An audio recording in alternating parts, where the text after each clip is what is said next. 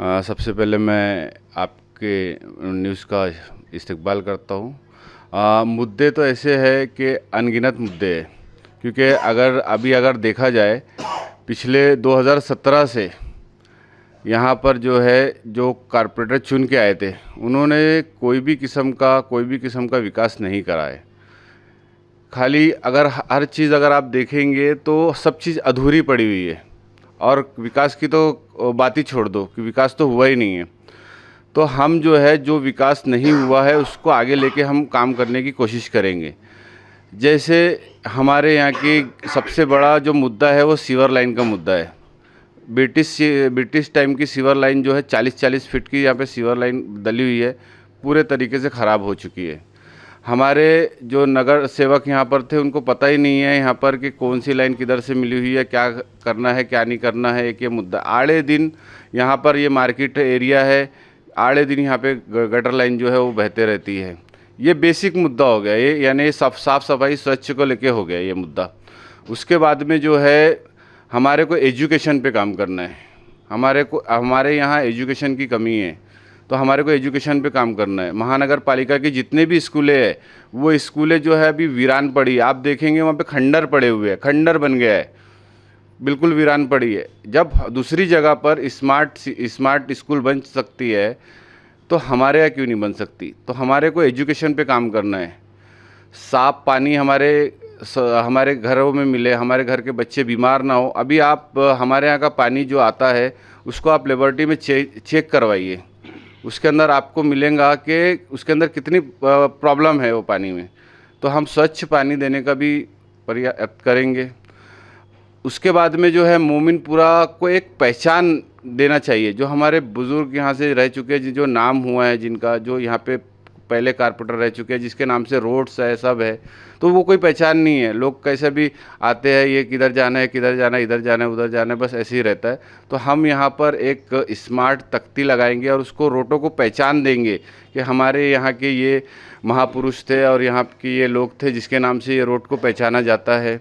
उसके बाद में हमारे यहाँ एक स्लाटर हाउस, बकरा मंडी जिसको कहा जाता है, बकरों का जो कमेला होता है, वो ऐसे ही ख़राब पड़ा हुआ है। वहाँ पे आजू बाजू में लोगों को गंदगी होती है, यानी गंदगी में रहते हैं लोग, वहाँ पर बास आती है लोगों की। तो हम उसको भी स्मार्ट करने की कोशिश करेंगे। अल्हम्दुलिल्लाह हम इसके पहले भी 2017 से हम मजलिस इत्तेहादुल मुस्लिमीन को लेकर यानी जनता के बीच में है ही।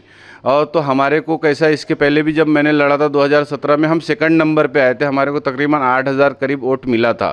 तो अभी अल्हम्दुलिल्लाह वो जो वोट है, जनता बस ये चाह रही है कि आप हमारे को बोला है कि आप बस खड़े हो जाओ, हम आपको चुन के ही ला कर देंगे। क्योंकि जनता को पता है, जनता ट्रस्ट है, जनता को पता है कि जो पिछले जो कारपोरेटर थे उन्होंने कोई किस्म का काम नहीं करा है, सिवाय आश्वासन, सिवाय अपना घर अपने लोगों को भरने के अलावा में कोई काम नहीं किया है। जनता प्रतिनिधि चुनती क्यों है? जनता प्रतिनिधि इसलिए चुनती है कि वो यानी विकास करे, वो अपने प्रभाग का विकास करे।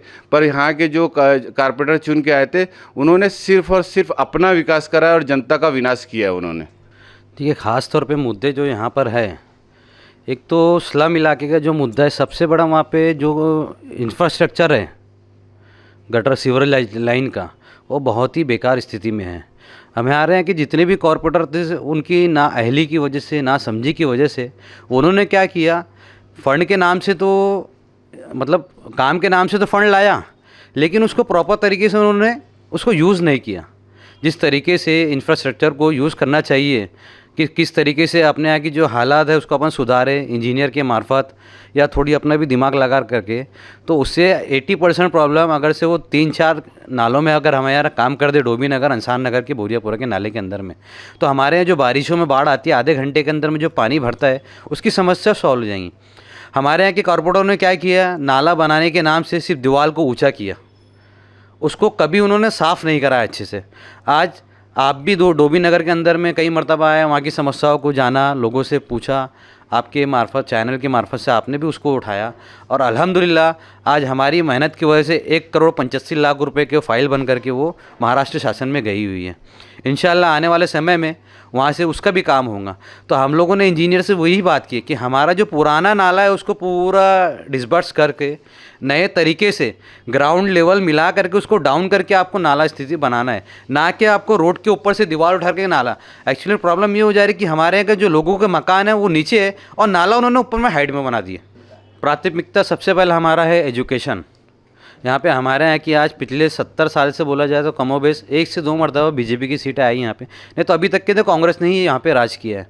आज हमारे यहाँ के जो दूसरे हमारे अपोजिट में जो बात करते हैं कि हम यहाँ पे अच्छी स्कूलें लाएंगे, अच्छी स्कूलें करेंगे, तो भाई आपके ही शासन में आपके ही दौर में स्कूलें बंद हुई ना, इसका जिम्मेदार कौन है? इसके जिम्मेदार तो हम नहीं हैं।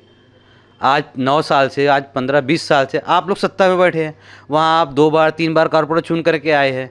ये आपका काम था, आपका दायित्व था कि स्कूल को ना बंद करते हुए उसको कैसे हाईटेक किया जाए, इंफ्रास्ट्रक्चर को कैसे डेवलपमेंट किया जाए, ये चीज़ आपकी जिम्मेदारी थी ना। अब कांग्रेस मतलब इस तरीके से हमारे यहाँ लोगों को मूर्ख समझती है कि सिंबल किसी को भी आप दे दो।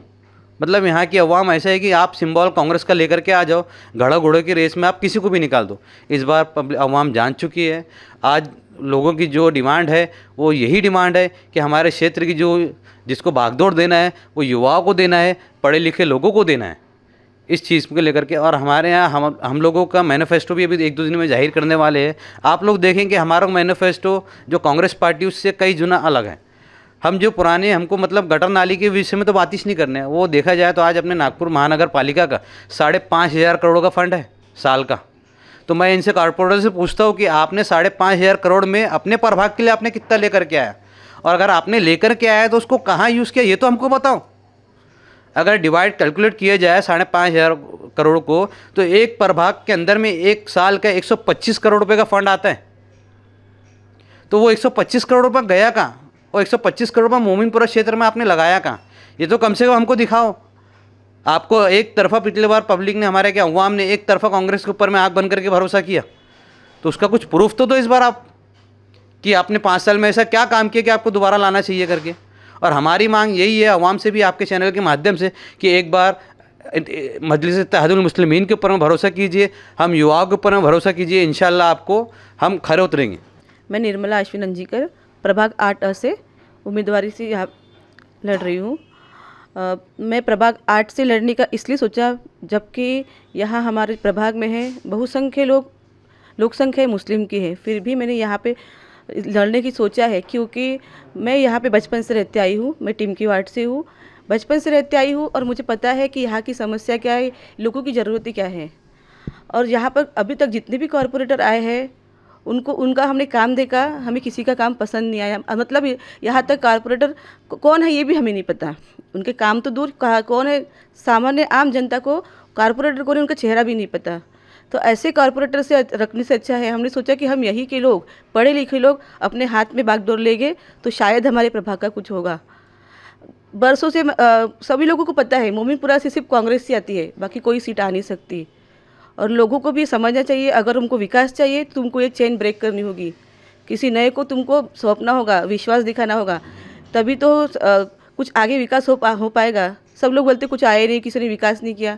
विकास कब होगा? जब तुम विकास के लिए हमें चांस दोगे तभी विकास होगा। अभी आपने इतने साल कांग्रेस को वोट दिए, सबका देख लिया प्रतिनिधित्व, लेकिन अभी आप MIM को प्रतिनिधित्व देखे जनता समझदार है। अगर थोड़ा बदलाव लाना चाहती है तो खुद उनको बदलना होगा, उनकी सोच को बदलना होगा। मैंने जो फॉर्म भरा था तो मैंने दावेदारी की थी कांग्रेस की, मुझे कांग्रेस ने टिकट नहीं देने की वजह से मैं MIM के साथ हूँ, उनके साथ खड़ी। उन्होंने मुझे B फॉर्म लगाया, लेकिन कुछ साजिश के तहत मुझे वो चिन्ह नहीं मिल पाया और मुझे आज एयर कंडीशन ACA चुनाव चिन्ह मिला है।